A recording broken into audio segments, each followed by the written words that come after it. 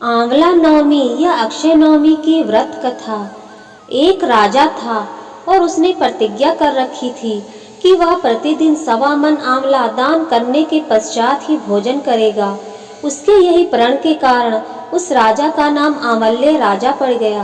कुछ समय के बाद एक दिन उसके पुत्र और पुत्रवधू ने विचार किया कि अगर महाराज इतने आंवला प्रतिदिन दान करते रहे तो एक दिन राजकोष खाली हो जाएगा।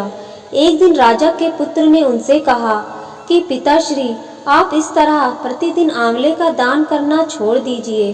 पुत्र की बात सुनकर राजा को बहुत दुख हुआ और वह रानी समेत महल छोड़कर जंगल में चले गए।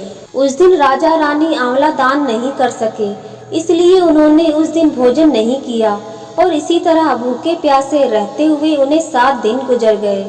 इसके बाद 8वें दिन भगवान ने सोचा कि अगर मैंने राजा रानी के प्रण का मान नहीं रखा तो इनका विश्वास मेरे ऊपर से उठ जाएगा।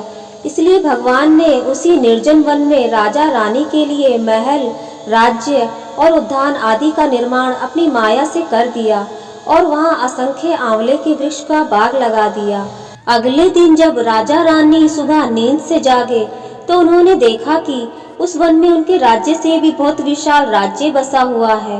राजा रानी से कहने लगे, राजा रानी देख कहते हैं, सतमत छोड़े सूरमा, सत छोड़िया पत जाए, सत की छोड़ी लक्ष्मी फेर मिलेगी आए, आओ नहा धोकर आंवले का दान करे।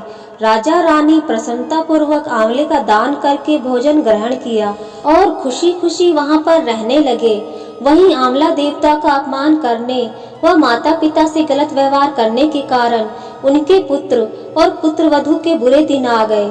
उनके राज्य पर दुश्मनों ने आक्रमण कर दिया और राज्य छीन लिया। वे दोनों दाने दाने को परेशान हो गए और काम ढूंढते ढूंढते अपने पिता के राज्य में आ गए।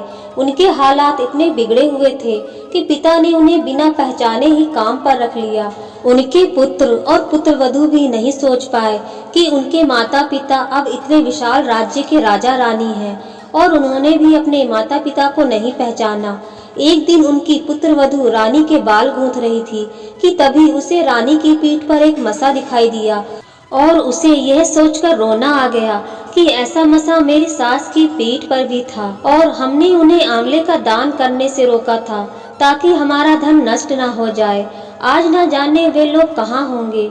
यह सोचकर पुत्रवधू रोने लगी और उसके आंसू टपककर रानी की पीठ पर गिरने लगे। इसके बाद रानी पलटकर देखती है और रोने का कारण पूछती है कि तू क्यों रो रही है।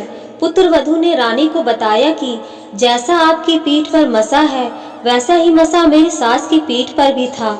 मेरे सास और ससुर हमारे राज्य के राजा और रानी थे। वे प्रतिदिन 1.25 मन आंवला दान किया करते थे। एक दिन हमने उन्हें आंवले दान करने से रोक दिया था, इसलिए वे दोनों चुपचाप राज्य और राजमहल छोड़कर कहीं चले गए। ऐसा सुनते ही रानी ने अपने पुत्र और पुत्रवधू को पहचान लिया, सारा हाल पूछा और अपना बताया। उसने अपने बेटे बहू को समझाया कि दान करने से कभी धन कम नहीं होता बल्कि बढ़ता है। बेटा बहू भी अब सुख से राजा रानी के साथ रहने लगे। हे भगवान, जैसा राजा रानी का सत रखा वैसा सबका सत रखना। कहते सुनते सारे परिवार को आशीर्वाद देना। जय श्री राधे कृष्णा।